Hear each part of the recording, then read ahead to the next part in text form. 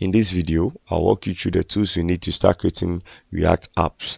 The very first tool we need is a text editor, and I recommend you use Visual Studio Code along with me in this series. The reason why you should use Visual Studio Code is because it can be used on all platforms, which is Mac OS, Linux, and as well as Windows. So it is cross-platform. So irrespective of what OS you are using, you can still follow along with me very easily. It also has loads of extension which you can use and would benefit you. So let's look at how you can download VS Code if you don't already have it installed on your system.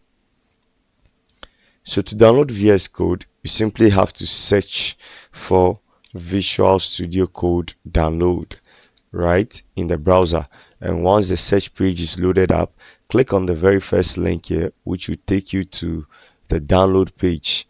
Now on the download page, we have the Windows option for Windows users, we have the Linux option for Linux users, as well as the MacBook option for Mac OS users. I'm on a Windows machine, so when I click this, you would notice that all of a sudden Visual Studio Code will start downloading right here. So you can go ahead and wait for that to download, and once you are done, you can go ahead and install it. The installation process is very simple and intuitive.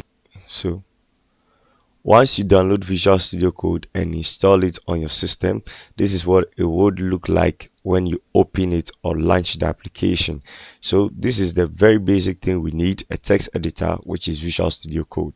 The next thing we need to develop our React apps is Node.js. Now in this series, we are not going to be looking at Node.js in depth, but rather all that we'll use Node.js for is to create the basic or the boilerplate code for our React apps. So if you don't already have Node.js installed on your system, let's look at how we can install Node.js from the internet. In our browser, to download Node.js, you can simply open a new tab, and we'll simply have to type Node.js download, right?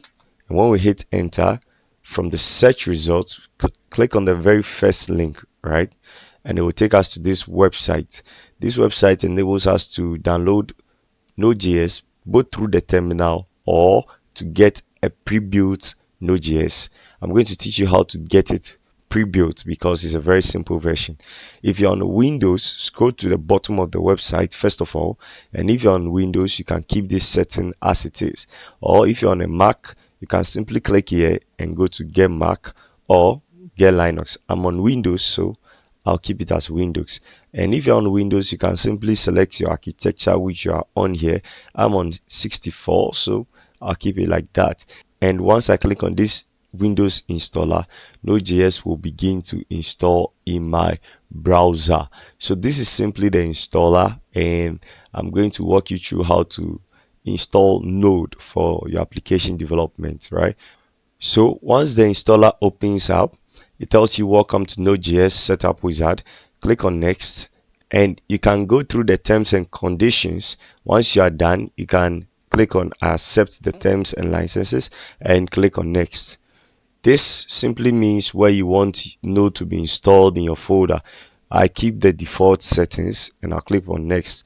Then from these options, I'll just go to next, same way, next, and automatically install the necessary tools. Note that this will also install Chocolate, and the script will pop up in a new.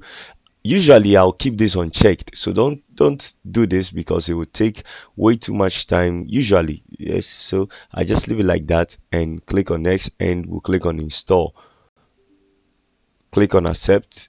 Now to check what Node version you are currently on, you can simply run the command node-v, and it will show you the current Node version you are on. And I'm on Node version 21.7, right? Now that you've installed Node.js successfully on our system, let's now talk about the browser we'll be using. In this series, I'll be using the Google Chrome browser simply because it has a very good developer tool which can help you debug quite easily, and that's what I have accessible on my system. So if you don't have it, you can just simply download it, and it's not too hard to download. You just have to type Google Chrome download on your browser and it would bring up the download link, and then you go ahead and download it. So those are the tools we need to get started building our React apps. Now let's look at how we can create our very first React app.